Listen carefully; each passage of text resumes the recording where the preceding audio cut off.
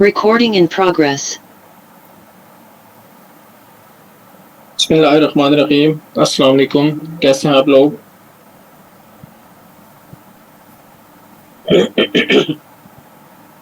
मेरी आवाज़ आ रही है सबको? जी आवाज़ आ रही है सर। आप कैसे हैं? अच्छा जी। जो लास्ट लेक्चर था उसमें हमने थोड़ा सा एक थ्योरीज के बारे में बात की थी, डिटेल में बात नहीं की थी। थ्योरीज का थोड़ा सा देखा था कि ये क्यों ज़रूरी हैं। तो आज हम थ्योरीज को थोड़ा सा ऐसे दोबारा रिवाइज एक दो सेंटेंसेस में कर लेते हैं और उसके बाद फिर रियलिज्म को हम स्टार्ट करेंगे इंशाल्लाह। तो थ्योरी क्यों ज़रूरी है, थ्योरीज क्या काम करती हैं, क्या उनका पर्पस होता है। तो थ्योरी एक बेसिकली आप एक कह सकते हैं कि एक फ्रेमवर्क है, एक सेट ऑफ असम्पशंस है जिसकी वजह से फिर आप एक किसी भी फिनोमेना को समझने की कोशिश करते हैं। और एक थ्योरी जो है वो आपको एक फ्रेम ऑफ रेफरेंस प्रोवाइड करती है जिसके ज़रिए से आप कोई भी सिचुएशन, अगर नई कोई सिचुएशन आती है तो आप उसको फिर प्रीवियस एक आपके पास फ्रेम ऑफ रेफरेंस होता है, उसके साथ आप उसको मैच करके देखते हैं कि ये किस तरह से जो है वो किसी भी चीज़ को समझा जा सकता है। तो डिफरेंट थ्योरीज में हम देखेंगे कि वो किस तरह से इंटरनेशनल रिलेशंस के अंदर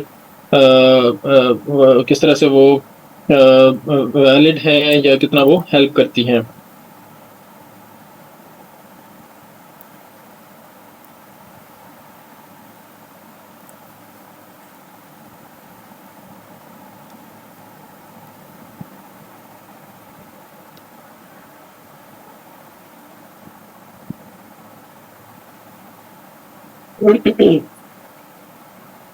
पहली जो हमारी थ्योरी या अप्रोच है मेजर, वो रियलिज्म है। रियलिज्म इंटरनेशनल रिलेशंस के अंदर सबसे मेजर अप्रोच है और इसको कोई बहुत अच्छा आप कह लें कि इसका अल्टरनेटिव अभी तक अवेलेबल नहीं है इंटरनेशनल रिलेशंस के अंदर। रियलिज्म क्या कहती है? बेसिकली रियलिज्म का जो कुछ की असम्पशंस हैं जिसके ऊपर ये थ्योरी बेस्ड है, इसका एक जो बेसिक कह लें कि इसका जो फाउंडेशन है वो ये है कि जो वर्ल्ड पॉलिटिक्स है वो एक स्ट्रगल है सेल्फ इंटरेस्टेड स्टेट्स के दरमियान में, किस चीज़ के लिए? पावर और पोजीशन के लिए, और एनार्की की सिचुएशन है। Self interested states, anarchy, power and position, ये इसके की वर्ड्स हैं जो आपको लाजमी याद भी होने चाहिए और आपको इनकी अच्छे से समझ भी होनी चाहिए। एक एक करके हम इसको थोड़ा सा देख लेंगे कि स्ट्रगल है किसके दरमियान में? सेल्फ इंटरेस्टेड स्टेट्स के दरमियान में। सेल्फ इंटरेस्टेड का मतलब ये है कि स्टेट्स अपना मफाद देखती हैं, अपने इंटरेस्ट देखती हैं। नेशनल इंटरेस्ट भी इसको कहा जाता है।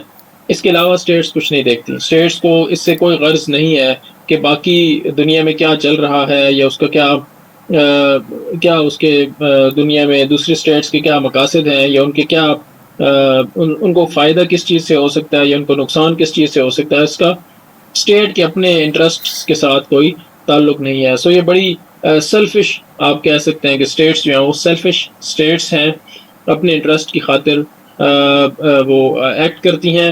और उनको क्या चाहिए होता है इंटरनेशनल रिलेशंस के अंदर, इंटरनेशनल जो एरिना है इस सारे खेल में उनको क्या चीज़ चाहिए होती है? उनको पावर चाहिए होती है, पावर और पोजीशन चाहिए होती है। पावर क्यों चाहिए होती है? क्योंकि पावर एक मीन्स टुवर्ड्स सर्वाइवल है। वो स्टेट्स ये समझती हैं कि जिसके पास पावर है सिर्फ वही सर्वाइव कर सकता है। जिस तरह आप जंगल का कानून आप देखते हैं कि एक चीता जो है वो एक हिरन का शिकार करता है और इसी तरह से एक शेर है तो वो भी छोटे जानवरों का शिकार करता है। तो अगर एक जानवर है जिसके पास पावर ज़्यादा है, मिसाल के तौर पे हाथी है, तो या आप देख लें कि जो झुंड होता है, गाय बैल का जो झुंड होता है, भैंसों का, जंगली भैंसों का जो झुंड होता है, तो अगर वो इकट्ठे हों और उनके पास पावर ज़्यादा हो तो शेर मिलके भी उनका शिकार नहीं कर सकते। पावर किस लिए चाहिए आपको? सर्वाइवल के लिए चाहिए। इस थ्योरी का एक बेसिक जो है वो एक तरह से कह लें कि की असम्पशन ये है कि अगर आपके पास पावर नहीं है तो फिर आप यू आर मतलब you are as good as that, you know. So आपके पास बहुत ज़्यादा जितनी भी हो सके पावर होनी चाहिए, ऑप्टिमम पावर होनी चाहिए, ताकि आप इस जंगल के कानून के अंदर सरवाइव कर सकें। और अनार्की क्या है? वो बेसिकली ये जंगल का कानून ही है। अनार्की से मुराद ये है कि डिसऑर्डर नहीं है, एक ऑर्डर ज़रूर है, इंटरनेशनल लेवल पे एक सिस्टम चल रहा है, लेकिन कोई उसको कंट्रोल करने वाला नहीं है। एक ऑटो पायलट सिस्टम है। यहाँ पे एक कोई नाइट वॉचमैन नहीं है, कोई इंटरनेशनल पुलिस ऐसी नहीं है जो स्टेट्स को ये कहे कि आपने ये काम करना है और ये काम आप नहीं कर सकते। एक अनार्की की सिचुएशन है इंटरनेशनल लेवल पे। एक मुकम्मल तौर पे जो स्टेट्स हैं वो खुद मुख्तार हैं, वो आज़ाद हैं, वो किसी दूसरी स्टेट के ऊपर हमला करना चाहें तो वो कर सकती हैं, बशर्ते कि उनके पास पावर ज़्यादा हो जिस स्टेट के ऊपर वो हमला कर रही हैं। सो स्टेट्स जो इंटरनेशनल रिलेशंस हैं, फिर जो वर्ल्ड पॉलिटिक्स है वो क्या है? वो है a struggle among self interested states for power and position under anarchy. Anarchy होगी तो इसका मतलब ये है कि स्टेट्स को अपने सर्वाइवल की जंग खुद लड़नी होगी। सो उसका फिर नतीजा क्या निकलेगा कि वर्ल्ड पॉलिटिक्स के अंदर स्टेट्स का एक ही मकसद रह जाता है कि वो ज़्यादा से ज़्यादा पावर को अचीव करें। इसके अंदर फिर एक और असम्पशन जो रियलिज्म की है वो है रैशनैलिटी की। रैशनैलिटी की आप अगर उसको डिफाइन करना चाहें तो वो आप इसको कह सकते हैं, जिस तरह अल्लामा इकबाल ने कहा कि आपकी जो अकल है, अल्लामा इकबाल तो उसके ज़्यादा हक में नहीं थे, लेकिन बहरहाल ये अकल और इश्क की एक जो है ना, ये टसल एक है, लिटरेचर के अंदर भी इसका एक आपको नज़र आती है। तो एक तरफ खिर्द है, दूसरी तरफ जो है वो जुनून है। तो रियलिज्म कहता है कि जुनून को आप साइड पे रखें, आप खिर्द की बात करें, आप अकल की बात करें, आप सही और गलत की बात ना करें, आप इस चीज़ की बात करें कि क्या चीज़ आपके लिए फ़ायदा मंद है और क्या चीज़ आपको नुकसान से बचा सकती है। सो आप सिर्फ और सिर्फ सेल्फिश होकर सोचें और सिर्फ रैशनल डिसीजन मेकिंग करें। रैशनल का मतलब logical decision making, reason based decision making आपकी होनी चाहिए।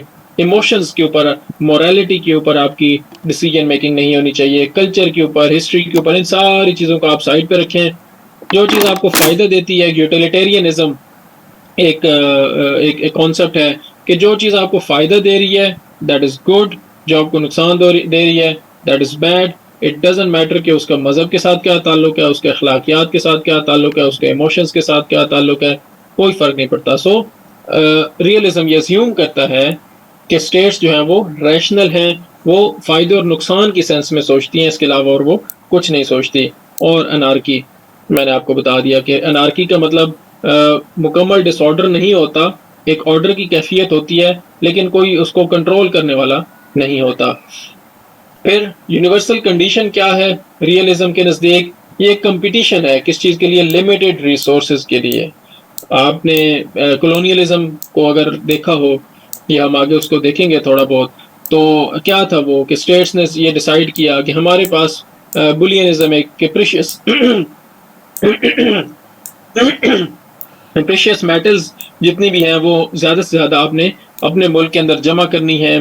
बायस पैसा, मादनियात, रिसोर्सेज, नेचुरल रिसोर्सेज सारी की सारी जमा करके अपने मुल्क के अंदर लेके आनी है, क्योंकि ये लिमिटेड चीज़ें हैं और इसी का कंपटीशन है। अब ये ज़रूरी नहीं कि ये चीज़ें मतलब इन चीज़ों को आप मटेरियल चीज़ें सिर्फ समझें।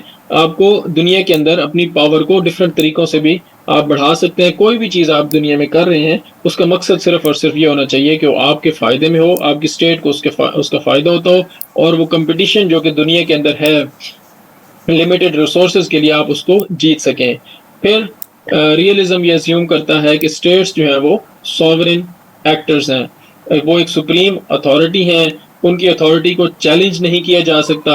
इंटरनेशनल लेवल के ऊपर स्टेट्स की एक्टर्स हैं, यानी ऐसा नहीं है कि यानी रियलिज्म के नज़दीक जो आपकी स्टेट के अंदर के जो एक्टर्स हैं वो मैटर नहीं करते कुछ खास। स्टेट के अंदर जो मल्टीनेशनल कॉरपोरेशंस अगर वो काम कर रही हैं, या स्टेट के अंदर कोई एक रिलीजियस इदारे मिसाल के तौर पे काम कर रहे हैं, या इस तरह के जो भी इदारे, रियलिज्म के नज़दीक जो स्टेट के अंदर की जो चीज़ें हैं वो मैटर नहीं करती। रियलिज्म कहता है कि जब मौका आता है, जब लड़ाई होती है, तो स्टेट्स भूल जाती हैं कि वो मुसलमान हैं या काफिर हैं, या उनकी हिस्ट्री क्या है, या उनका कल्चर क्या है, ये कोई चीज़ उनको याद नहीं होती। सिर्फ और सिर्फ उनको फिर अपना नेशनल इंटरेस्ट ही नज़र आता है। So they are sovereign and they are black boxes, वही मेन एक्टर्स हैं, की एक्टर्स हैं इंटरनेशनल एरिना के ऊपर, और कोई ऐसी अथॉरिटी नहीं है जो उनके ऊपर जिसके पास इतनी कोर्सिव कैपेबिलिटी हो जो इस पूरे ग्लोबल सिस्टम को गवर्न कर सके। कोई ग्लोबल गवर्नेंस का जो कोई कॉन्सेप्ट एग्जिस्ट नहीं करता। फिर रियलिस्ट क्या कहते हैं कि वर्ल्ड पॉलिटिक्स क्या है, वो एक ceaseless repetitive struggle for power है। वो कहते हैं कि ये कभी भी स्ट्रगल जो है पावर के लिए ख़त्म नहीं करती स्टेट्स, चाहे वो अपना कोई भी समझ ले। अमेरिका कह ले कि जी हम तो ह्यूमन राइट्स को प्रमोट कर रहे हैं, इंडिया कहे कि नहीं हम तो डेमोक्रेसी हमारी जमहूरियत है, हम तो ये चीज़ें हैं, तो अंदर अंदर खाते वो हमेशा स्ट्रगल फॉर पावर उनकी रहती है। ये कोई भी काम जो ऊपर से करते हैं वो असल में दुनिया को दिखावे के लिए तो हो सकती है, उनका असल मकसद दुनिया के अंदर सिवाय पावर हासिल करने की और कोई नहीं होता। फिर रियलिज्म ये कहता है कि जो स्ट्रांग होगा, जिसकी लाठी उसकी भैंस, कोई और इसके अलावा और कोई चीज़ नहीं है। जिसके पास पावर है, जो स्ट्रांग है, सिर्फ वही स्ट्रांग यानी कि वही एक डोमिनेट करेगा इंटरनेशनल रिलेशंस को, और एक सिस्टम के अंदर एक इनहेरेंट पॉसिबिलिटी है जंग की। आप कभी भी ये नहीं कह सकते कि जंग नहीं होगी। मिसाल के तौर पे स्कैंडिनेविया में जो नॉर्वे और डेनमार्क और फिनलैंड या स्वीडन के जो मुल्क हैं वो बड़े अमन पसंद मुल्क हैं और उनकी आपस में लड़ाइयाँ नहीं होती। और यूरोप में भी इस वक्त या वो काफ़ी एक कह लें कि अमन का माहौल है या एक कलेक्टिव सिक्योरिटी का माहौल है। रियलिज्म कहता है कि आपको फिर भी तैयार रहना चाहिए कि कहीं ना कहीं जाके किसी न किसी साल, किसी न किसी डेकेड में आपकी लड़ाई किसी न किसी के साथ हो जाएगी। अब आप इस चीज़ को इस तरह से समझें कि स्विट्ज़रलैंड एक बहुत ही खूबसूरत मुल्क है, लेकिन आप कभी उसको यूट्यूब से देखिएगा कि स्विट्ज़रलैंड ने अपनी सेफ्टी और सिक्योरिटी के लिए क्या क्या चीज़ें की हुई हैं। स्विट्ज़रलैंड को किसी से अगर हम सोचें कि यूरोप में स्विट्ज़रलैंड को किसी से क्या खतरा हो सकता है, लेकिन उन्होंने जो अपने बॉर्डर्स हैं, जो उन्होंने अपनी जो उनका जियोग्राफिकल एरियाज हैं जिसमें बहुत ज़्यादा पहाड़ हैं, सुरंगें हैं वगैरह वगैरह, उनको भरा हुआ है बारूद से, असले से, और अपने जो है ना वो जो उनको सिक्योरिटी के उनके इक़दामात उन्होंने पूरे के पूरे रखे हुए हैं। छोटा सा मुल्क है, उनको पता है कि हमारी स्ट्रेंथ क्या है, हमारी वीकनेस क्या है। सो उन्होंने क्या किया हुआ है, अपनी जो नेचुरल उनके एक तरह से कह लें बैरियर्स हैं उनको बड़ा स्ट्रॉन्ग करके रखा हुआ है। क्यों? क्योंकि वो बड़े अक्लमंद लोग हैं, प्रूडेंट पॉलिटिकल लीडर्स हैं। उनके पास प्रूडेंट का मतलब होता है जो आप कह लें कि दाना किस्म के लोग होते हैं, जो समझ बूझ रखने वाले लोग होते हैं, जो बेवकूफ़ी में जज्बात में फैसले नहीं करते। तो क्या करते हैं प्रूडेंट पॉलिटिकल एक्टर्स जो होते हैं वो अपने मुल्क के अंदर एक तो पावर को बढ़ाते हैं, आर्म्स यानी असला ज़्यादा से ज़्यादा खरीदते हैं, और उसके बाद फिर वो अपनी फ़ौज को बहुत ज़्यादा मजबूत करते हैं और अपनी नेशनल सिक्योरिटी के ऊपर काम करते हैं। फिर रियलिज्म ये कहता है कि कोऑपरेशन होती है इंटरनेशनल रिलेशंस के अंदर और इंटरनेशनल एरिना पे, लेकिन वो बड़ी थोड़ी होती है क्योंकि स्टेट्स जो हैं वो बड़ी खुद गर्ज किस्म की स्टेट्स होती हैं और वो ये नहीं चाहती कि उनका कम फ़ायदा और दूसरों का ज़्यादा फ़ायदा हो। वो रिलेटिव गेंस के ऊपर बिल्कुल भी वो इसको पसंद नहीं करते। रिलेटिव गेंस का मतलब यह है कि आपको 10 रुपए का फ़ायदा हुआ है और आपके साथ वाले को 15 रुपए का फ़ायदा हुआ है। आपको भी फ़ायदा हुआ है, लेकिन आप कभी भी ये डील नहीं करोगे। अगर आप एक रियलिस्ट हो, आप कहोगे क्यों, मुझे 16 रुपए का फ़ायदा होना चाहिए था तब मैंने ये डील करनी है, ये 15 रुपए का फ़ायदा उसको क्यों हुआ है, मुझे होना चाहिए था। सो इवन दो आपको फ़ायदा हो रहा है, लेकिन स्टेट्स फिर भी फ़ायदा मिसाल के तौर पे आप पाकिस्तान अगर इंडिया के हिसाब से देखें, और पाकिस्तान और इंडिया दोनों एक मुआहदा करते हैं जिसमें पाकिस्तान को भी फ़ायदा होता है लेकिन इंडिया को ज़्यादा फ़ायदा होता है, तो पाकिस्तान कहेगा कि नहीं, मुझे ये डील नहीं करनी, इंडिया को उससे ज़्यादा फ़ायदा हो रहा है, मुझे ज़्यादा फ़ायदा हो तो फिर मैंने डील करनी है। सो कोऑपरेशन जो है वो रियलिज्म के नज़दीक बड़ी रेयर होती है क्योंकि रिलेटिव गेंस जो है वो स्टेट्स को अच्छे नहीं लगते इस इन टर्म्स के अंदर।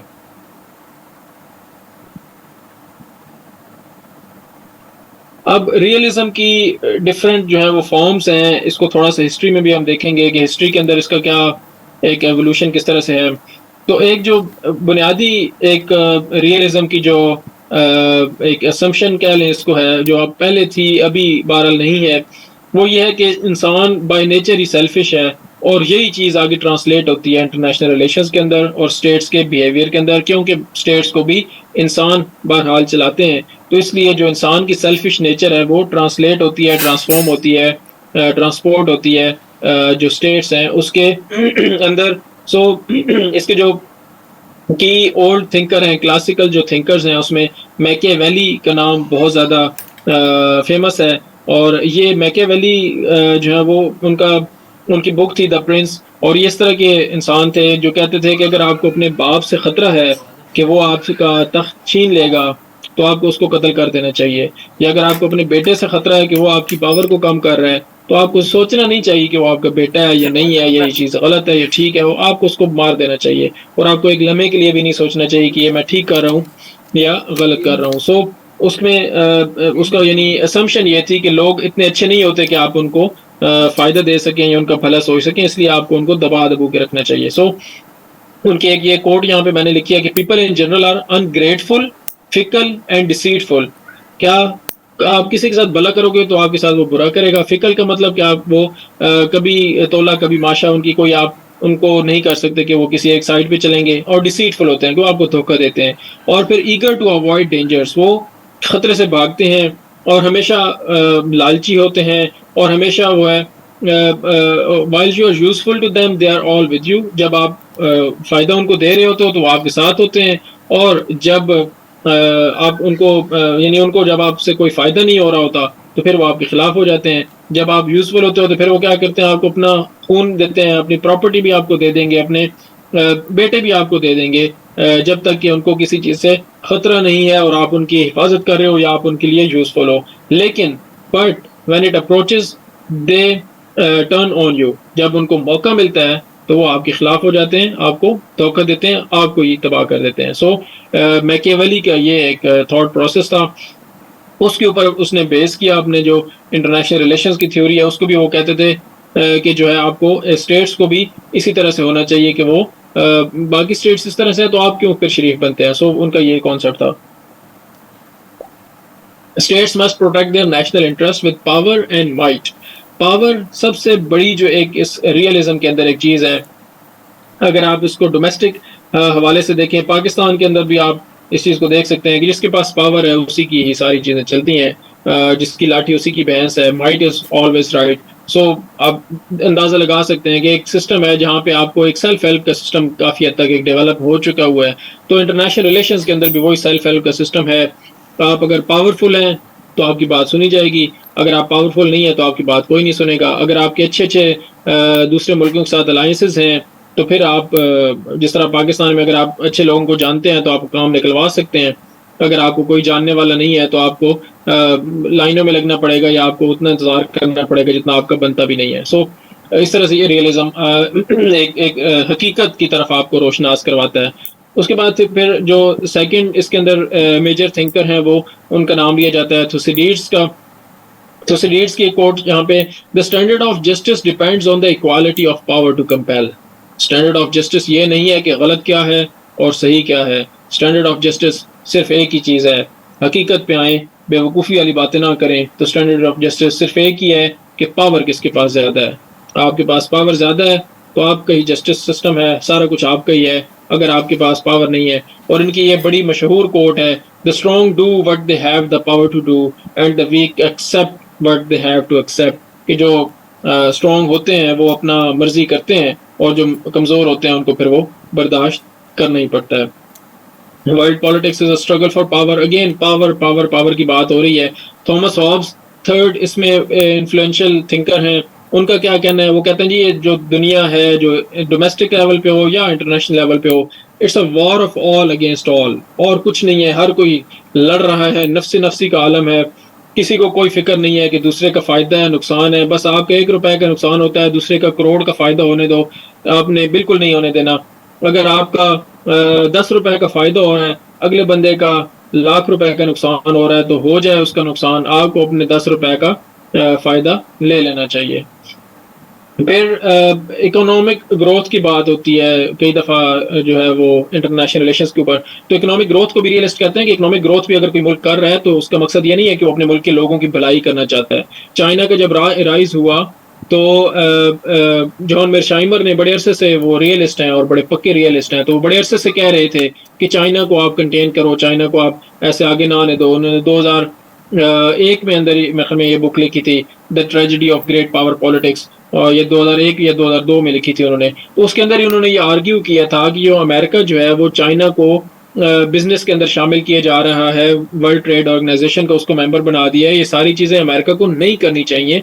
क्यों? क्योंकि जैसे ही चाइना की इकोनॉमी स्ट्रांग होगी तो चाइना अपनी उस इकोनॉमी को ट्रांसफॉर्म करेगा फॉरेन मिलिट्री पावर के अंदर, और फिर वो यूएस के लिए एक चैलेंज बन जाएगा। और वही हुआ, जॉन शामर की बात दुरुस्त साबित हुई। चाइना जब उसका राइज, इकोनॉमिक राइज बढ़ता गया बढ़ता गया बढ़ता गया, तो एक स्टेज पे आके अब चाइना जो है वो पीयर कंपेटिटर के तौर पे सामने आ रहा है, और ख़ास तौर पे उसने साउथ चाइना सी के अंदर अपनी जो है मसल को जो है वो एक्सपेंड करना शुरू कर दिया हुआ है। सो जैसे ही इकोनॉमिक ग्रोथ हुई, रियलिस्ट कहते हैं कि ये हमेशा होगा, जब भी इकोनॉमिक ग्रोथ होगी वो ट्रांसफॉर्म हो जाएगी मिलिट्री पावर के अंदर। सो अगर आपको कोई दुश्मन है तो उसको ना स्ट्रांग होने दो, उसको मारो, उसको पीटो, उसको तबाह करो, जो मर्जी हो जाए, कभी भी उसको किसी भी हालत में इकोनॉमिक डेवलपमेंट ना करने दो, कभी भी उसको किसी भी हवाले से स्ट्रांग ना होने दो। किसी भी हवाले से वो स्ट्रांग होगा तो वो ट्रांसफॉर्म होगा फॉरेन पावर में के अंदर, और वो आपका कंपेटिटर बन जाएगा, और आपको कंपेटिटर्स नहीं चाहिए। फिर realism, the question of morality.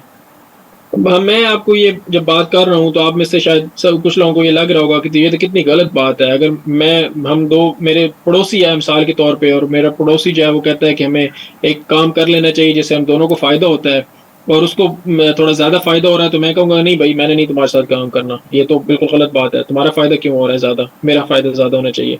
हालांकि मेरा भी फायदा हो रहा है, तो वो जो विन विन सिचुएशन है फिर वो कहाँ पे चली गई? ये तो बिल्कुल गलत बात होगी कि आप एक कमीनगी की हद तक आप इस तरह से चीजें कर रहे हो। सो तो रियलिज्म कहता है कि आपने क्वेश्चन ऑफ मोरालिटी को जो है ना साइड पे रख देना आपने। और ये बड़ा एक खूबसूरत इन्होंने जो है ना यहाँ पे इस चीज को एक डिस्टिंग्विश किया हुआ है कि एक प्राइवेट मोरालिटी होती है और एक पब्लिक मोरालिटी होती है। ये पब्लिक नहीं इसको कहेंगे, एक स्टेट के अंदर, एक अफेयर्स के अंदर एक चीज होती है।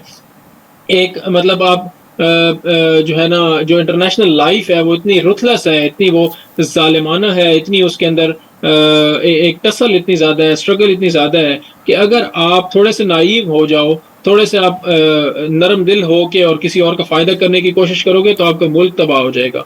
तो आप एज एन इंडिविजुअल, आपकी प्राइवेट मोरालिटी, आप कहते हो कि नहीं ये काम ठीक है, ये गलत है। अगर मैं हिरोशिमा और नागासाकी के ऊपर मुझे अगर बटन दबाने हो बॉम्ब फेंकने के, और मैं कहूँ कि नहीं नहीं उसमें तो लाखों लोगों की डेथ हो जाएगी और ये तो बड़ा नुकसान है और ये तो बड़ी गलत बात है, तो इसका मतलब मेरे अंदर वो कैपेसिटी नहीं है जो एक स्टेट्समैन के अंदर होती है रियलिज्म के नज़दीक। ट्रूमैन, जो प्रेसिडेंट ट्रूमैन थे यूएस के, जब वर्ल्ड वॉर 2 का जब अख्ताम हुआ तो उन्होंने ये फैसला किया, उन्होंने ये बॉम्ब फेंके। अब उन्होंने गलत किया, ये ठीक किया, ये आपकी और मेरी बहस तो हो सकती है, लेकिन उनके नज़दीक ये फैसला बिल्कुल ठीक था, और रियलिस्ट्स के नज़दीक ये फैसला बिल्कुल ठीक था। क्यों? क्योंकि उसकी वजह से अमेरिकन सोल्जर्स की जानें बच गई, अमेरिका का नुकसान होने से बच गया। और दूसरा फायदा क्या हुआ? अमेरिका एक सुपर पावर के तौर पे सामने आया, न्यूक्लियर पावर के तौर पे सामने आया। एक यानी डुअल एक तरह से फायदा होगा कि एक तरफ से तो जो जंग थी उसका जल्दी खत्म हो गया, और दूसरी तरफ धाक भी बैठ गई पूरी दुनिया के ऊपर कि अमेरिका के पास कैपेसिटी भी है और विल भी है यूज करने की। सो आप ये ना समझे कि हमारे पास न्यूक्लियर वेपन्स हमने दिखाने के लिए रखे हुए हैं, हम यूज कर चुके हैं, हम दोबारा भी यूज कर सकते हैं। सो यहाँ पे आके एक चीज क्या आ गई? फिलॉसफी ऑफ नेसेसिटी, नजरिया जरूरत, कि आपको जो है वो अगर जरूरत पड़ रही है काम करने की जो कि आपकी जो अपनी पर्सनल मोरालिटी है उसके बिल्कुल अगेंस्ट जाती है, लेकिन रीजन ऑफ स्टेट, रेज़ों d'état, ये फ्रेंच जो है वो वर्ड है, नेशनल इंटरेस्ट इसकी ट्रांसलेशन है। तो आपकी जो प्राइवेट मोरालिटी है उसको नेशनल इंटरेस्ट के आगे नहीं आना चाहिए।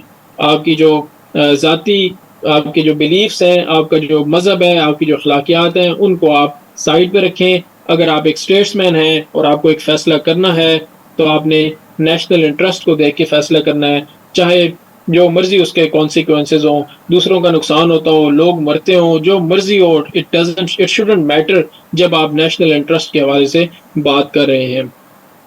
और जो actions that are dictated by national interest must be carried out no matter how repugnant they are.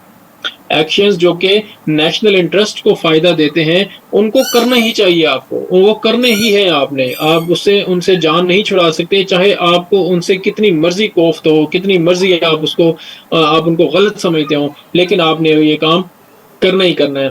For a rational national leader, thinking with one's heart is a serious offence जुर्म है अपने जज्बात के साथ सोचना, अपने अखलाकियात के साथ सोचना, या अपने जो आपकी पर्सनल आपकी मोरालिटी है उसके साथ सोचना, अपने दिमाग से सोचने के बजाय दिल से सोचना जुर्म है इंटरनेशनल रिलेशंस के अंदर। और बड़ी इन्होंने खूबसूरत बात की कि foreign policy is not social work. आप फॉरेन पॉलिसी के अंदर जब आए हो तो आप लोगों की भलाई करने के लिए नहीं आए, आप अपनी जो आपकी स्टेट है उनके उसके इंटरेस्ट को प्रोटेक्ट करने के लिए आए हो। सो आप अगर ईदी टाइप की पर्सनैलिटी है आपकी तो इन चीज़ों में ना पड़ो। गालिब ने कहा था जिसको हो दीन और दिल अजीज उसकी गली में जाए क्यों। तो अगर आपने अपने दीन को, मजहब को, मोरालिटी, इन चीज़ों को प्रोटेक्ट करना है तो फिर आप रियलिज्म की इस दुनिया के अंदर नहीं चल सकते। फिर आप साइड पे बैठो, अल्लाह अल्लाह करो, आप ये इस तरह से स्टेट के अफेयर्स के अंदर बीच में ना पड़ो, क्योंकि आपके पास वो आपके पास वो स्ट्रेंथ ही नहीं है, स्ट्रेंथ ऑफ कैरेक्टर आपके अंदर, वो रैशनैलिटी ही नहीं है कि आप अपने मुल्क के फायदे के बारे में सोच सको। सो ये तो इसका एक कॉन्सेप्ट हो गया रियलिज्म का। उसके बाद फिर जो है वो चीज़ें जो है वो हम थोड़ा सा देखते हैं कि किस तरह से रियलिज्म के अंदर और कौन सी चीज़ें हैं। रियलिज्म जार्गन इसकी आपने देख लेनी है। अनार्की मैंने आपको समझाया। बैलेंस ऑफ पावर के जो इंटरनेशनल रिलेशंस हैं उसके अंदर बैलेंस ऑफ पावर का जो सिस्टम है ये मैटर नहीं करता कि आपके पास पावर कितनी है, मैटर ये करता है कि आपकी पावर दूसरे मुल्कों के पावर के साथ कैसे कंपेयर होती है। सो आपकी एब्सोल्यूट पावर मैटर नहीं करती, आपकी रिलेटिव पावर मैटर करती है। अगर इंडिया के पास एटॉमिक वेपन्स हैं और अगर आपके पास नहीं है, लेकिन जो आपके बाकी हवालों से अगर आप उनके बराबर हो तो समझो कि फिर आप एक पावर का बैलेंस आपने कायम किया हुआ है। या अगर आपके पास न्यूक्लियर वेपन्स हैं और इंडिया के पास न्यूक्लियर वेपन्स नहीं है तो चाहे उनकी जितनी मर्जी मिलिट्री स्ट्रांग हो, जो मर्जी उनके पास हो, आपके पास फिर भी एक एज रहेगा। सो यहाँ पे बैलेंस ऑफ पावर फिर डिस्टर्ब हो गया। या एक बैलेंस ऑफ थ्रेट का भी इसमें कॉन्सेप्ट आ जाता है कि बैलेंस ऑफ थ्रेट में ये आता है कि आपके पास किस किस्म की पावर है। न्यूक्लियर वेपन्स खास तौर पे उसके अंदर मैटर करते हैं। सो जो रिलेटिव पावर है वो मैटर करेगी। फिर नेशनल इंटरेस्ट क्या है। नेशनल इंटरेस्ट अगेन मैंने आपको बता दिया कि स्टेट अपना ही भला सोचती हैं, उनको दूसरों के भले से दूसरे जाएं जहन्नम में, हमने अपना सिर्फ फायदा देखना है, हमने अपने आप को प्रोटेक्ट करना है, सर्वाइव करना है। Security dilemma. सिक्योरिटी डिलेमा ये कहता है कि जब एक स्टेट अपने आप को स्ट्रॉन्ग करने की कोशिश करेगी तो फौरन जो उसके नेबरिंग स्टेट्स हैं वो भी अपने आप को स्ट्रॉन्ग करेंगी, जिसकी वजह से एक आर्म्स रेस स्टार्ट हो जाएगी। ख़ास तौर पे जो करीबी स्टेट्स हैं उनको एक डिलेमा उनके लिए हो जाएगा कि उनके लिए एक थ्रेट की कंडीशन क्रिएट हो जाएगी। मिसाल के तौर पे जब इंडिया ने अपने न्यूक्लियर वेपन्स का तजर्बा किया 28 मई 1998 में, तो पाकिस्तान के लिए एक कंपेलिंग सी सिचुएशन हो गई कि हमने भी लाजमी न्यूक्लियर वेपन्स का जो है वो तजर्बा करना है। उसकी वजह से एक डायलेमा दोनों मुल्कों के लिए क्रिएट हो गया, खास तौर पे इंडिया के लिए कि इंडिया ने अपनी पावर बढ़ाने की कोशिश की। अब वो चाहते थे कि वो सिक्योर हो जाएंगे, लेकिन जब पाकिस्तान ने न्यूक्लियर वेपन्स हासिल कर लिए तो जो है वो इंडिया के लिए ख़तरा एक तरह से बढ़ गया।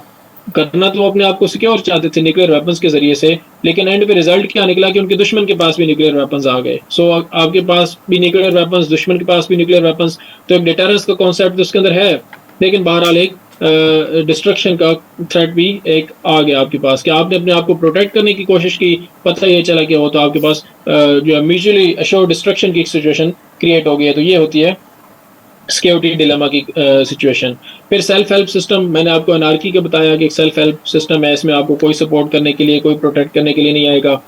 हेजेमनी जो है वो है प्रिपॉन्डरेंस भी इसको कहते हैं कि एक डोमिनेंस है, एक वन पावरफुल स्टेट। यूएस की हेजेमनी को जो है वो ज़्यादा उसको समझा जाता है कि यूएस जो है वो उसकी बहुत ज़्यादा पूरी दुनिया के ऊपर एक कह लें कि ये हेजेमनी को उर्दू का ट्रांसलेशन तो मुझे नहीं अंदाज़ा, लेकिन यही है कि एक स्टेट है जिसका पूरा ओवरऑल सबसे ज़्यादा इतनी पावर है कि कोई उसको चैलेंज नहीं कर सकता, सारे मिलके भी उसको चैलेंज नहीं कर सकते। रियल पॉलिटिक एक वर्ड यूज़ होता है, रियल पॉलिटिक और रियलिज्म बेसिकली एक ही है। रियल पॉलिटिक का मतलब ये है कि आपके जो फॉरेन पॉलिसी है उसके अंदर प्रैक्टिकल चीज़ें होनी चाहिए और पावर को देखना चाहिए, ना कि मॉरल और आइडियोलॉजिकल कंसर्न्स को। आपने मोरालिटी को नहीं देखना, आपने प्रैक्टिकलिटी को, रैशनैलिटी को देखना है। फिर जीरो सम गेम क्या है कि जिसमें एक बंदे को अगर फ़ायदा हो रहा है तो उसके वजह से दूसरे बंदे को नुकसान हो रहा है, यानी आपको 5 का आपको 5 रुपए का फायदा हुआ, मुझे 5 रुपए का नुकसान हुआ, तो सम क्या हो गया हमारा दोनों का? 0 हो गया। आपको 5 का फायदा +5, मेरी तरफ -5, तो दोनों का सम 0 हो गया। तो मैं ये चाहूंगा कि कभी भी आपको 5 रुपए का फायदा ना हो, क्योंकि आपको फायदा होना है तो मुझे नुकसान होना है। तो इसको कहते हैं जीरो सम गेम। फिर बैलेंस ऑफ थ्रेट क्या है? जो एक किसी किस्म की एक स्ट्रेटजी स्टेट बना सकती है, जिसकी वजह से वो एक खास किस्म का थ्रेट दे सकती है। मिसाल के तौर पे एक बड़ा मुल्क है लेकिन उसके पास न्यूक्लियर वेपन्स नहीं है, और दूसरे के पास न्यूक्लियर वेपन्स हैं, चाहे एक ही हो दो ही हो, तो बैलेंस ऑफ थ्रेट की एक सिचुएशन क्रिएट हो जाएगी। फिर नेशनल सॉवरेनिटी बताया मैंने आपको, रिलेटिव गेन्स का बताया, power politics, polarity. Polarity poles का मतलब होता है एक साइड पे एक पोल होता है, जैसे फुटबॉल के 2 पोल्स होते हैं, एक गोल पोस्ट होते हैं, उनको पोल्स भी कहा जाता है। तो पोलैरिटी ये है कि एक साइड पे पावर कितनी है और दूसरी साइड पे पावर कितनी है। एक बाइपोलर सिचुएशन तब होगी जब 2 पोल्स होंगे, एक पोल हो गया यूएस, दूसरा पोल हो गया चाइना, तो बाइपोलर सिचुएशन होगी। जब चाइना वीक था तो एक जो उसको क्या कहते थे, सिंगल पावर थी यूएस उस वक्त सिर्फ, तो उसकी जो सिचुएशन थी सिंगल पावर, पता नहीं क्या पोलर। ऑफेंसिव और डिफेंसिव रियलिज्म। ऑफेंसिव रियलिज्म क्या कहता है कि आपको हेजेमनी, प्रिपॉन्डरेंस और यहाँ पे आ गया यूनिपोलर। सो एक पोल क्या हुआ, वो यूनिपोलर सिचुएशन आ गई। यूएस जो था वो सिर्फ एक पोल के तौर पे था, तो एक यूनिपोलर। अगर 2 पोल्स होंगे तो बाइपोलर, अगर ज्यादा होंगे तो मल्टीपोलर वर्ल्ड होगी। सो एक पावर की डिस्ट्रीब्यूशन सिस्टम के अंदर किस तरह से है वो आप उसको पोलैरिटी के हिसाब से देखेंगे। ऑफेंसिव रियलिज्म ये कहता है कि मुल्क को ज्यादा से ज्यादा पावर हासिल करनी चाहिए, और डिफेंसिव रियलिज्म कहता है कि ऑप्टिमम पावर जो है वो हासिल करनी चाहिए, ताकि आप दूसरों को जो है वो अपना दुश्मन ना बना लें। आप इस तरह की पावर ना अटेन करें कि जिसकी वजह से दूसरे सिस्टम में आपके दुश्मन बन जाए। जैसे चाइना की अगर मिसाल लें तो चाइना के अंदर जो ऑफेंसिव रियलिज्म के लोग होंगे वो ये कहेंगे कि चाइना को ज्यादा से ज्यादा पावर हासिल करनी चाहिए, क्योंकि ज्यादा पावर ही स्टेट के सर्वाइवल का सबब बनती है। लेकिन जो डिफेंसिव रियलिज्म के लोग होंगे वो कहेंगे कि चाइना को इतनी ज्यादा पावर हासिल नहीं करनी चाहिए कि यूएस उसके साथ लड़ने के लिए आ जाए, और जो इंडिया है वो उसके साथ अपना इत्तेहाद बना ले, जापान के साथ, ऑस्ट्रेलिया के साथ, जिस तरह क्वाड बन चुका है ऑलरेडी। सो डिफेंसिव ये कहेंगे कि आपको मल्टीपोलर सिस्टम रखना चाहिए, पावर को सिर्फ बैलेंस करना चाहिए, ये नहीं कि आप दूसरे से पावर ज्यादा से ज्यादा अटेन करने लग जाएं।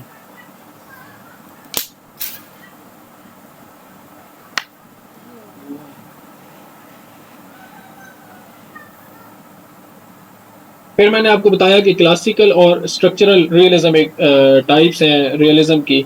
और क्लासिकल मैंने आपको थोड़ी देर बताया था कि जो ह्यूमन नेचर है वो उसको समझते हैं कि ह्यूमन नेचर क्योंकि एक सेल्फिश है, और एक जो है वो स्टेट ऑफ नेचर एक कॉन्सेप्ट है कि जो स्टेट ऑफ नेचर है, अगर आप एब्सेंस ऑफ अथॉरिटी होगी तो इंसान कैसे बिहेव करेंगे। तो रियलिज्म कहता है कि अगर आप एब्सेंस ऑफ अथॉरिटी होगी तो लोग एक दूसरे को काट खाएंगे।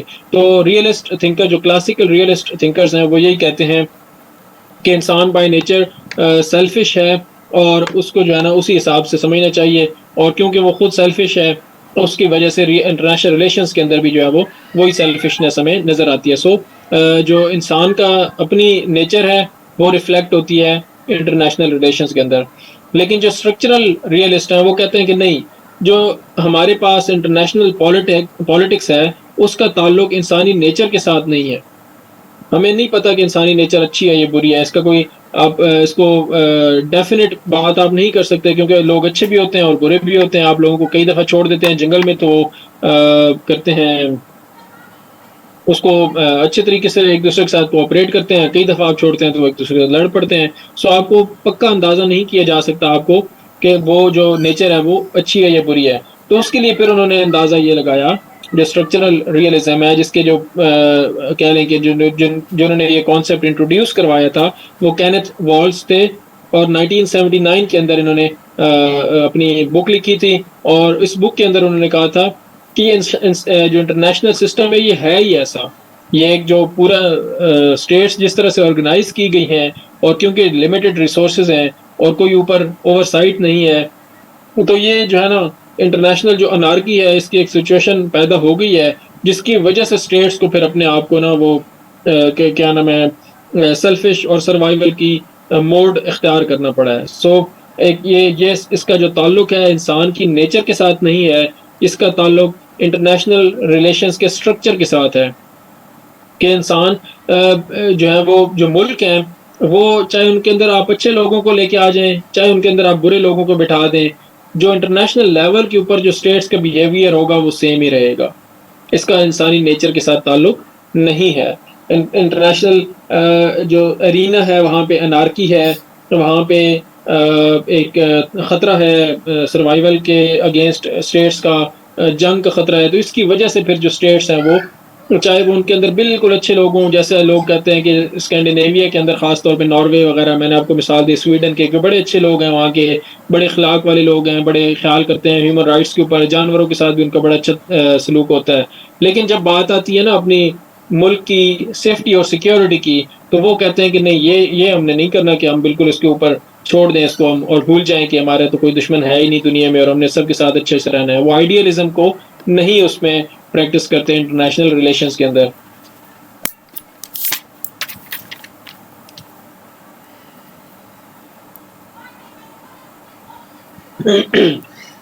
फिर रियलिज्म की थोड़ी सी हम हिस्ट्री को देख लेते हैं कि इसमें जो इसके प्रोमिनेंट थिंकर्स कौन से हैं। ये जो चीज़ें अब ज़ाहिर है मैं आपको बता रहा हूँ, ये आपने अपने उसमें आप शामिल करेंगे अपने एनालिसिस के अंदर, जहाँ पे भी आपको मौका मिलेगा तो आप लिखेंगे, तुसिडीड्स का नाम लिखेंगे या the Melian dialogue, human nature की बात करेंगे, निकोलो मैकियावेली का नाम लिखेंगे, थॉमस हॉब्स का नाम लिखेंगे, तो जो आपका एग्जामिनर होगा ज़ाहिर है उसको एक थोड़ा सा अंदाज़ा होगा कि एक थोड़ी डिटेल में स्टडी की हुई है, क्योंकि ज़्यादातर बुक्स के अंदर रियलिज्म की ये इस तरह से हिस्ट्री वगैरह नहीं दी हुई होती, वहाँ पे सिर्फ कॉन्सेप्ट दिया हुआ होता है। तो आपने कॉन्सेप्ट के साथ जब ये सारी चीज़ें स्टडी की हुई होंगी तो क्वेश्चन के अंदर कहीं ना कहीं वो आपके जहन के अंदर आपके पेन के ऊपर आ ही जाएंगी, आप उनको वहाँ पे मेंशन कर ही आओगे, तो वो आपके एक पॉजिटिव इंप्रेशन जाता है कि इन डेप्थ स्टडी की हुई है, सिर्फ कोई नोट्स पढ़ के नहीं की। तो तुसिडीड्स जो था वो एक यूनानी जो है वो हिस्टोरियन कह लें इसको, वॉर के अंदर भी इसने हिस्सा लिया था। तो इसने हिस्ट्री लिखी थी, पेलोपोनेसियन वॉर हुई थी स्पार्टा और एथेंस के दरमियान में। तो history of the Peloponnesian war की वजह से ये मशहूर है, और उसके जो लिखे हुए जो यानी बुक थी वो सर्वाइव की, उसके बाद फिर वो जिसकी वजह से वो फिर काफ़ी फेमस हुआ। तो उसने बीच में एक एनालिसिस दिया था इस बुक के अंदर कि क्यों लड़ाई हुई थी एथेंस और स्पार्टा के अंदर, जिसकी वजह से फिर ये रियलिज्म को लिंक किया जाता है तुसिडीड्स के साथ। तुसिडीड्स ने बेसिकली ये कहा था कि ये सारी बात पावर की थी इसमें, और कोई वजह नहीं थी लड़ाई की, किसी किस्म का आपस में आइडियोलॉजिकल डिफरेंसेस नहीं थे, कोई इसके अंदर कोई मईशत का मसाइल नहीं थे, सिर्फ पावर के इश्यूज थे, जिसकी वजह से एथेंस और स्पार्टा की लड़ाई हो गई। और इसके अंदर पावर और फियर ये जो है ना ये बेसिक एलिमेंट्स थे।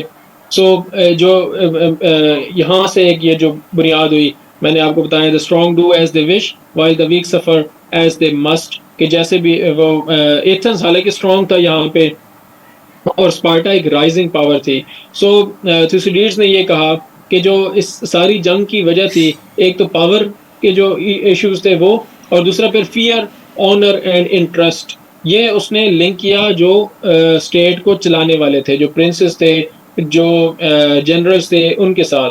सो उसने कहा कि ह्यूमन नेचर ही ऐसी है कि जो बादशाह हैं, एथेंस का हो या स्पार्टा का हो, या जो जनरल्स हैं, जो एलीट्स हैं दोनों तरफ, वो एक तो फियरफुल है एक दूसरे से। एथेंस के लोग इस बात से डर रहे हैं कि स्पार्टा राइज कर रहा है, तो कहीं ऐसा ना हो कि वो हमारे ऊपर कल को अटैक कर दे, हमारे साथ लड़ाई कर दे। तो उन्होंने कुछ ऐसे काम किए जिसकी वजह से स्पार्टा ने फिर लड़ाई की, और मतलब एक फियर फिर उस तरफ चली ही गई। तो इसी के से रिलेटेड एक थ्यूसिडीड्स ट्रैप की एक टर्म नई एक है, वो ग्राहम टी एलिसन एक प्रोफेसर है, उन्होंने ये इंट्रोड्यूस करवाई। थ्यूसिडीड्स ट्रैप काफ़ी मशहूर हुई है टर्म, कि ये उन्होंने ये कहा था कि what made war inevitable was the growth of Athenian power and the fear which it this caused in Sparta. अब ग्राहम एलिसन ने थ्यूसिडीड्स ट्रैप को लिंक किया है यूएस और चाइना के साथ। तो वो ग्राहम एलिसन ये कहते हैं कि जिस तरह से एथेंस और स्पार्टा की आपस में लड़ाई हुई थी, कि स्पार्टा राइज कर रहा था और एथेंस को पसंद नहीं आई ये बात कि स्पार्टा ऐसे राइज करे, तो उनकी आपस में लड़ाई हो गई। तो ग्राहम एलिसन कहते हैं कि इसी तरह बिल्कुल यूएस और चाइना की भी लड़ाई होगी। चाइना राइज कर रहा है और यूएस एक इस्टेब्लिश्ड पावर है और वो कभी भी बर्दाश्त नहीं करेगा कि चाइना ऐसे राइज करेगा। सो ये उसने कहा कि ये थुसिडीड्स ट्रैप है जिसके अंदर ये दोनों मुल्क फंसे हुए हैं और इससे ये बाहर नहीं निकल सकते और जंग इनकी होनी ही होनी है। सो ग्राहम एलिसन का ये थुसिडीड्स ट्रैप के साथ लिंक करके उन्होंने ये बात कही। उसके बाद ये ग्राहम एलिसन बिल्कुल नए हैं, 2012-13 में उन्होंने ये कॉन्सेप्ट दिया था। सो इसको आपने थुसिडीड्स के साथ डायरेक्टली लिंक नहीं कर देना। ये वैसे मैंने आपको रेफरेंस दिया क्योंकि थुसिडीड्स ट्रैप जो है वो थोड़ा फेमस टर्म बनी हुई है।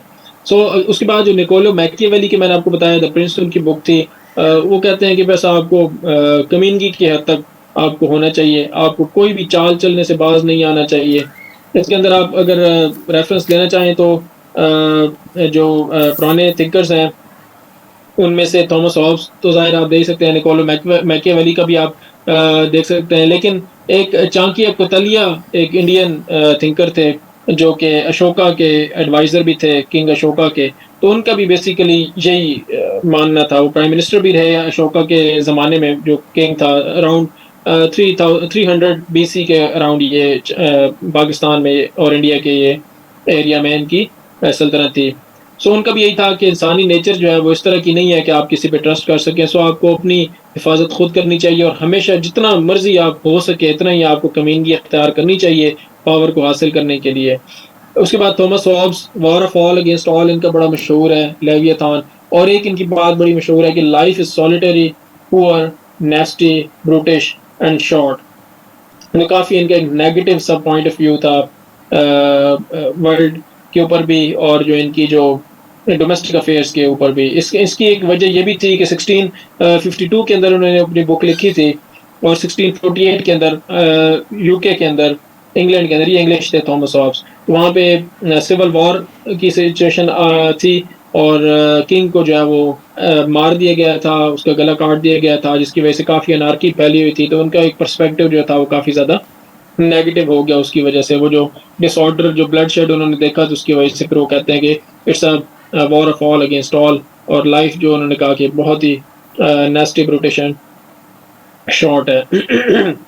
फिर उसके बाद अगर मॉडर्न में आप देखें तो हांस जे मॉर्गनथाउ बहुत प्रोमिनेंट थिंकर हैं रियलिज्म के। इन्होंने बुक लिखी थी पॉलिटिक्स अमॉन्ग नेशंस 1948 के अंदर, वर्ल्ड वॉर 2 के बाद इन्होंने ये बुक लिखी थी और उन्होंने बहुत क्रिटिसाइज किया था आइडियलिज्म को और उन्होंने कहा था कि ये जो वर्ल्ड वॉर 2 हुई है इसका बेसिकली रीज़न ही आइडियलिज्म है कि इसको एक जो है वो जो हिटलर का जो राइज था उसके अगेंस्ट स्टेट्स ने कुछ किया नहीं और यही समझते रहे कि शायद ये लीग ऑफ नेशंस इसको रोक लेगी या मतलब ये जो भी हिटलर कर रहा है ये उसको गलत तो कहते रहे और उसके बारे में ये सारी चीज़ उन्होंने की, लेकिन उसको पावरफुल होके रोका नहीं। सो ये जो इस चीज़ को काफ़ी ज़्यादा इन्होंने क्रिटिसाइज़ किया और ये भी बिलीव करते थे कि ह्यूमन नेचर ही है जो इस तरह से लड़ाती है मुल्कों को। सो वॉर जो है वो इनएविटेबल है, तो इनका भी क्लासिक के अंदर ही नाम आता है। फिर जिसके अंदर E.H. कार का नाम है वो भी क्लासिक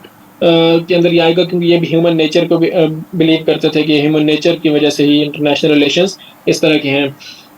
इनकी बुक जो थी वो 20 years क्राइसिस थी, 1939 तक इन्होंने जो है वो जो इवेंट्स थे उसको एक तरह से किया, एक्सप्लेन करने की कोशिश की कि ये जो वर्ल्ड वॉर 1 से लेके वर्ल्ड वॉर 2 के दरमियान में जो एरा था जिसके अंदर वुडरो विल्सन और विल्सोनियन थॉट को जो है वो प्रमोट किया गया था, लीग ऑफ नेशंस के जो है वो कॉन्सेप्ट्स को प्रमोट करने की कोशिश की गई थी, लिबरलिज्म और ख़ास तौर पे आइडियलिज्म को उन्होंने बहुत सिवियरली इसको क्रिटिसाइज़ किया। उन्होंने कहा कि ये काम कभी भी नहीं हो सकता, ये यूटोपियन है। यूटोपियन का मतलब होता है ख्याली, जो पॉसिबल ना हो। ख्यालों में तो बहुत ही उसमें आपको बहुत अच्छी लगे लेकिन वो उसका हकीकत में वो पॉसिबल ना हो तो उसको कहते हैं यूटोपियन। तो उन्होंने कहा था कि ये परसूट ऑफ यूटोपियन आइडियल्स है जिसकी वजह से जो है ना वो इतनी बड़ी जंग हुई है। सो ये भी क्लासिक थिंकर्स में से आते हैं। फिर जो स्ट्रक्चरल थिंकर्स हैं उसमें केनेथ वॉल्स का नाम मैंने आपको बताया और उन्होंने ये कहा था कि it's not human nature, it's the structure that makes state self interested. So इंसान की नेचर इससे मैटर नहीं करती कि वो कैसी है, अच्छी है, बुरी है, ये स्ट्रक्चर ही ऐसा है, ये एक निज़ाम ही ऐसा है जिसकी वजह से हर कोई इस तरह से सेल्फ इंटरेस्टेड हो चुका है। पाकिस्तान के हवाले से भी लोग आप इसी तरह कैसे सर सब सिस्टम ही ख़राब है जी, निज़ाम ही सारा ख़राब है, वरना तो क्या बात है, यही लोग जब बाहर जाते हैं तो काम ठीक करने लग जाते हैं। तो निज़ाम ही ख़राब है, जिसकी वजह से जो स्टेट्स हैं वो सेल्फ इंटरेस्टेड हैं और अपना जो है वो भला सोचते हैं, दूसरों का भला नहीं सोचते। केनेथ वॉल्स की जो किताब थी बहुत मशहूर, थ्योरी ऑफ इंटरनेशनल पॉलिटिक्स, उन्होंने लिखी थी 1979 के अंदर, और इसी के अंदर स्ट्रक्चरल रियलिज्म का उन्होंने कॉन्सेप्ट दिया था। और यहाँ से ही इसको आप लिंक करेंगे कि स्ट्रक्चरल रियलिज्म आया कहाँ से, थ्योरी ऑफ इंटरनेशनल पॉलिटिक्स से आया है ये, और इसको न्यू रियलिज्म या स्ट्रक्चरल रियलिज्म दोनों कहा जाता है। और जो केनेथ वॉल्स थे वो डिफेंसिव रियलिस्ट थे, वो समझते थे कि स्टेट्स को जो है ना वो बैलेंस ऑफ पावर करना चाहिए और एक लिमिटेड परसूट ऑफ पावर पे करना चाहिए, ताकि सिक्योरिटी डिलेमा क्रिएट ना हो और एक जो है सिस्टम वो बैलेंस रहे, उसके अंदर जो है वो बहुत ज़्यादा डिस्टर्बेंस क्रिएट ना हो कि अगर एक स्टेट बहुत ज़्यादा पावर अटेन करने की कोशिश करेगी तो अलायंसेस बन जाएंगी, और अलायंसेस की वजह से उसने जो पावर अटेन की होगी उसका फ़ायदा स्टेट को नहीं होगा, उल्टा उसको नुकसान होगा। तो डिफेंसिव रियलिस्ट है ये। फिर जॉर्ज एफ कैनन का नाम जो है वो प्रैक्टिकल मानों में बहुत ज़्यादा इंपॉर्टेंट है। इनकी किताबें वगैरह तो नहीं आपको इतनी ज़्यादा मशहूर मिलेंगी, लेकिन इनका जो कंटेनमेंट की थ्योरी थी, कंटेनमेंट की जो पॉलिसी थी, जो कॉन्सेप्ट था, वो जॉर्ज एफ कैनन का था। इसकी वजह से ये बहुत ज़्यादा मशहूर हैं। इन्होंने जो है वो एक टेलीग्राम लिखा था, ये बेसिकली एम्बेसडर थे 1945 में सोवियत यूनियन में, अमेरिकन एम्बेसडर थे। तो इन्होंने वापस टेलीग्राम लिखा था और एक आर्टिकल में एक्सप्लेन किया था कि जो आप सोवियत यूनियन और यूएस अगर आपस में मिलजुल के काम करने की कोशिश करेंगे तो वो कभी भी कामयाब नहीं होगा। अब ये यानी कि एक डेंजरस चीज़ होगी अगर यूएस ये समझता है कि यूएसएसआर के साथ वो मिलजुल के काम कर रहेगा। तो जॉर्ज एफ कैनन ने ये आर्ग्यू किया कि आपको कंटेनमेंट की पॉलिसी इख्तियार करनी चाहिए। आपके आइडियोलॉजिकल डिफरेंसेस, आपकी पावर के डायनामिक्स इस तरह के नहीं है कि आप इनके साथ कोऑपरेशन करें। बेहतर है जल्द से जल्द इनको रोकने की कोशिश करें, इनको नुकसान पहुंचाने की या इनको कंटेन करने की कोशिश करें। फिर हेनरी किसिंजर जो है वो एक बहुत प्रोमिनेंट रियलिस्ट हैं। इन्होंने 1971 के अंदर, हेनरी किसिंजर जो थे ये थे सेक्रेटरी ऑफ स्टेट थे प्रेसिडेंट रिचर्ड निक्सन के, और रिचर्ड निक्सन का एक दौरा था 1971 के अंदर जो कि आपको लाजमी उसको देखना चाहिए।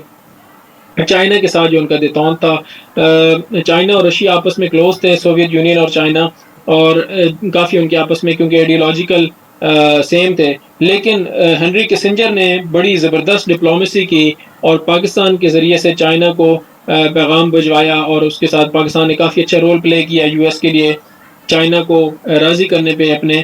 फिर उस पर हेनरी किसिंजर और रिचर्ड निक्सन जो ने दौरा किया चाइना का 1971 में, और चाइना जो है वो सोवियत ब्लॉक से हट के यूएस के अंदर, यूएस के जो है वो इन्फ्लुएंस में आ गया। और 1979 में फिर डेंग शॉपिंग की जब हुकूमत आई चाइना में तो उन्होंने उसमें ओपन इकोनॉमी की पॉलिसी भी इख्तियार की और चाइना को ओपन कर दिया, काफ़ी मिक्स्ड इकोनॉमी जिसको कहते हैं। सो हेनरी किसिंजर की एक बहुत बड़ी एक जो है ना वो एक कंट्रीब्यूशन थी यूएस फॉरेन पॉलिसी के अंदर। इनकी किताबें वर्ल्ड ऑर्डर और डिप्लोमेसी बहुत मशहूर है। वर्ल्ड ऑर्डर तो कहा जाता है कि हर इंटरनेशनल रिलेशंस के स्टूडेंट को वो लाजमी पढ़नी चाहिए।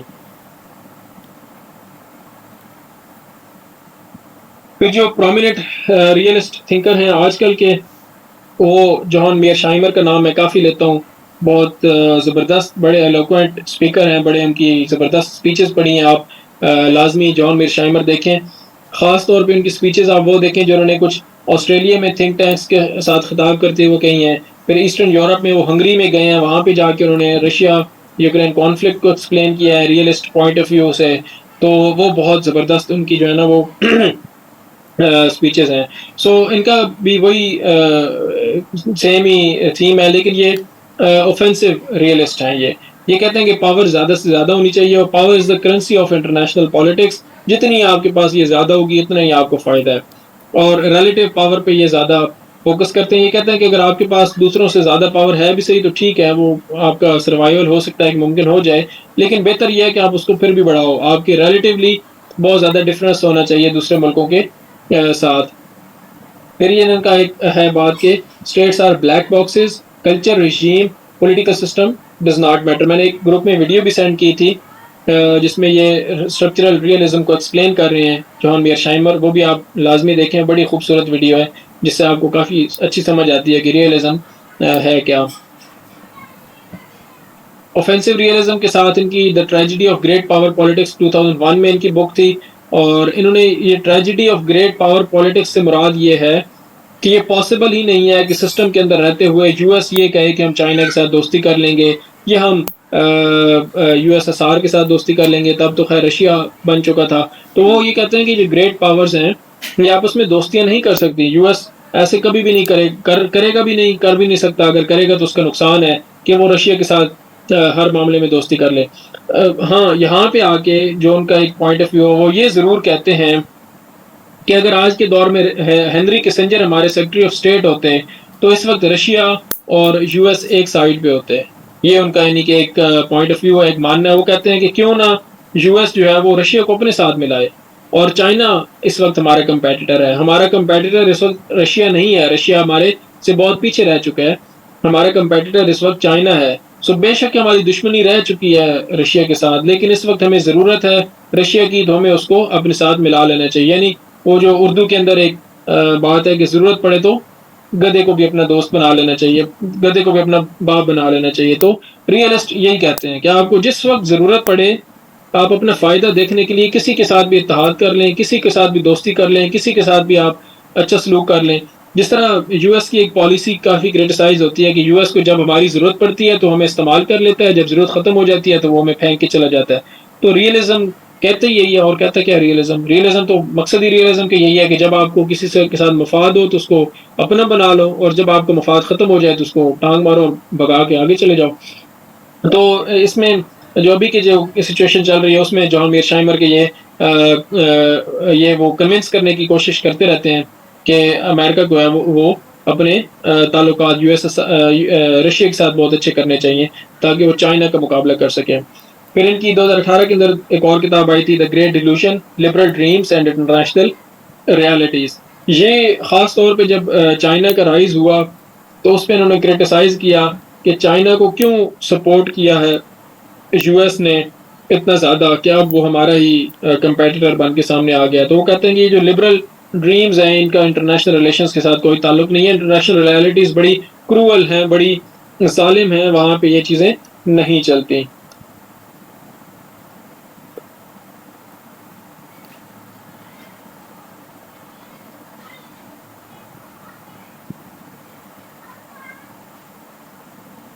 चलें जी, लेक्चर को आज हम यहाँ पे ही कंक्लूड करते हैं। आगे इसमें ऑफेंसिव वर्सेस डिफेंसिव रियलिज्म मैंने आपको कुछ तो बता दिया है, फिर कुछ उसको और भी कर लेंगे। बाकी जो है वो इसको रियलिज्म की जो क्रिटिसिज्म है, ये जो थोड़ा सा चाइना को हम देखेंगे कि क्या चाइना का राइज पॉसिबल है पीसफुली या नहीं है। तो अभी आपके अगर कुछ क्वेश्चन वगैरह हैं तो वो आप पूछ सकते हैं चैट में। मैं देखता हूँ अगर आपने कोई क्वेश्चंस पूछे हैं तो वो भी। कैरेट एंड स्टिक पॉलिसी, बिल्कुल कैरेट एंड स्टिक पॉलिसी इसका हिस्सा है कि अगर आपको किसी की ज़रूरत है तो आप उसको पैसे भी दे दें, और साथ में अगर वो आपकी बात नहीं मान रहा है तो आप उसको धमकी भी दें। दोनों तरफ से आप जो है वो चीज़ें करते रहें। तो पाकिस्तान की पॉलिसी भी इसके अंदर काफ़ी हद तक कह सकते हैं कि ये रियलिज्म पे ही बेस्ड थी। हम भी एक तरफ से यूएस से पैसे लेते थे और दूसरी तरफ से अपने जो मफादात थे उनको प्रोटेक्ट करने की कोशिश करते रहे हैं। तो अफ़गानिस्तान के अंदर हमने अपने जो कुछ एसेट्स थे उनको, एसेट्स तो नहीं, पॉलिटिकल जो सपोर्ट थी वो थी, उनको हमने प्रोटेक्ट करने की हमेशा कोशिश की है। सो ये मतलब हर स्टेट ऐसे ही करती है, मकसद अपने इंटरेस्ट को प्रोटेक्ट करना होता है। अभी क्वेश्चंस अगर आपके हैं तो आप माइक ओपन करके पूछ सकते हैं। किसी चीज़ को समझ आई हो? Sir real power, relative power और एब्सोल्यूट पावर में क्या फ़र्क है? अगर आपके पास 10 रुपए हैं और आपके दोस्त के पास भी 10 रुपए हैं तो दोनों के पास बराबर पैसे हैं। अगर आपके पास 1 अरब रुपए है और आपके दोस्त के पास भी 1 अरब रुपए है तो क्या आप उसके साथ मुकाबला लगा सकते हैं? कोई फ़र्क नहीं पड़ता ना। चाहे आप दोनों के पास 10-10 रुपए हों या आपके पास 1-1 अरब रुपए हो, आप दोनों बराबर हो। आप ये नहीं कह सकते कि मैं इससे ज़्यादा अमीर हूँ, ये मेरे से कम अमीर है, ऐसा नहीं हो सकता ना। अगर आपके पास 10 रुपए हों और आपके दोस्त के पास 15 रुपए हों तो वो रिलेटिवली आपसे अमीर है। उसके पास ज़्यादा पैसे हैं, 5 रुपए उससे उसके पास आपसे ज़्यादा हैं। तो वो जो पहले 10-10 थे वो तो कैंसिल हो गए, वो उसके पास 5 रुपए ही रह गए ना, अगर आप सम करेंगे तो। तो रिलेटिव पावर का यही है कि अगर आपके पास पावर ज़्यादा है लेकिन एक दूसरा मुल्क है जिसने आपके बराबर पावर अचीव कर लिया है, तो उसका मतलब आपकी पावर अब खत्म हो चुकी है, अब 0-0 हो चुकी है दोनों की। अब आपको दोबारा और पावर बिल्ड करनी पड़ेगी। तो अगर आपके पास कन्वेंशनल वेपन्स नहीं है तो आप न्यूक्लियर वेपन्स की तरफ जाएँगे, अब न्यूक्लियर वेपन्स नहीं है तो हाइड्रोजन बॉम्ब की तरफ आप जाएँगे। तो आपने बढ़ाते रहना है अपनी पावर को। अगर आपके जो कंपेटिटर है उसने भी इतनी ही पावर अचीव कर ली है, तो इसका मतलब और आप और वो बराबर हो गए, तो वो किसी भी वक़्त आपसे जंग कर सकता है। और सर बैलेंस ऑफ पावर में सिर्फ मिलिट्री पावर अगर देखते हैं कि ये मेंटेन रखनी होती है तो बैलेंस ऑफ पावर होती है, या इकोनॉमिक और पॉलिटिकल इंस्टेबिलिटी भी देखनी पड़ती है?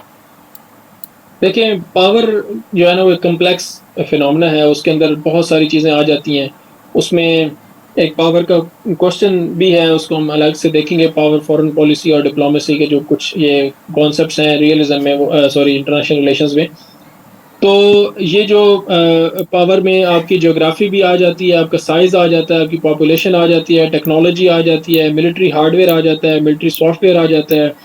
उसके बाद आपकी लोकेशन, आपकी जो लोग कितने पढ़े लिखे हैं, जो है डेवलपमेंट कितनी है, ह्यूमन डेवलपमेंट कितनी है, सो आपकी अलायंसेस कितनी अच्छी हैं, आप की मिलिट्री पावर कितनी है, नेवल पावर कितनी है, आपके पास न्यूक्लियर वेपन्स हैं या नहीं है। सो ये सारी चीज़ें मिल के फिर एक कॉम्प्लेक्स फिनोमेना है पावर का।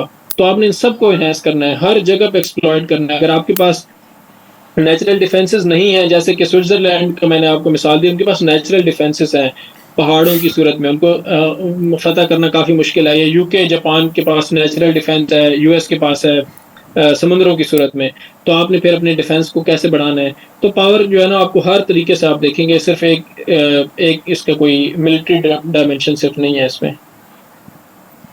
और सर बुनियलिज्म क्या होता है? बुलियनिज्म एक कॉन्सेप्ट था, जो आप कह लें कि जब एडम स्मिथ ने 1776 में किताब लिखी थी, उससे पहले का ये कॉन्सेप्ट है। मर्केंटाइलिज्म के साथ इसको लिंक किया जाता है। ये कॉन्सेप्ट था कि आपके पास ना प्रेशियस मेटल्स ज़्यादा से ज़्यादा होनी चाहिए, यानी सोना आपके पास ज़्यादा होना चाहिए। उसकी वजह ये थी कि उस वक्त करेंसी सोने की सूरत में थी और करेंसी लिंक्ड थी सोने के साथ। फिर ये ब्रेटन वुड्स सिस्टम ख़त्म हुआ जब 374 के अंदर रिचर्ड निक्सन की गवर्नमेंट में, तो सोने को ख़त्म कर दिया गया करेंसी के साथ, उसका लिंक तोड़ दिया गया आपस में। तो उससे पहले जितने भी आपके पास रिजर्व होते थे वो सोने की सूरत में होते थे, यानी आपके पास प्रीशियस मेटल्स ज़्यादा से ज़्यादा होंगी तो आपके पास एक नेचुरल रिजर्व्स आपके पास ज़्यादा से ज़्यादा होंगे, तो करेंसी आपकी स्ट्रॉन्ग रहती थी। तो ये बुलियनिज्म था कि आपने ज़्यादा से ज़्यादा मेटल्स पूरी दुनिया से इकट्ठे करके अपने मुल्क में लेके आने हैं, और कोशिश करनी है कि ट्रेड के जब आप इंटरनेशनल ट्रेड जब हो रही हो तो आपने प्रीशियस मेटल्स नहीं एक्सपोर्ट करनी, उनको आपने हमेशा इंपोर्ट ही करना है, सिर्फ अपने मुल्क के अंदर ही लेके आना है।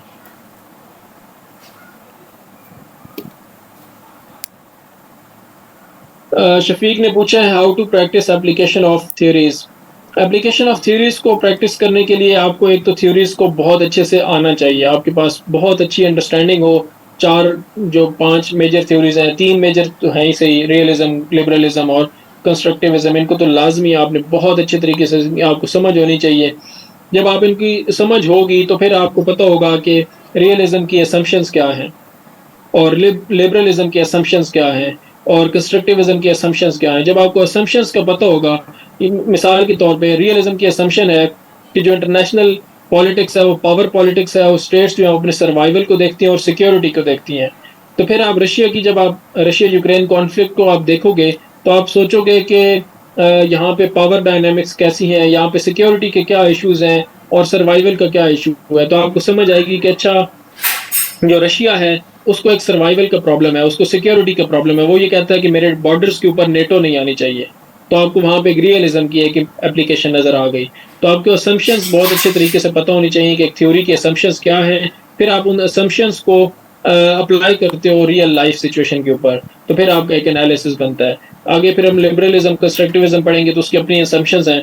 जब आपके पास ये अच्छी ग्रिप आ जाएगी थ्योरीज के ऊपर, तो फिर आपको ख़ास तौर पे असम्पशंस के ऊपर कि थ्योरी अज्यूम क्या करती है, तो फिर आप उसको अप्लाई कर सकोगे अच्छे तरीके से।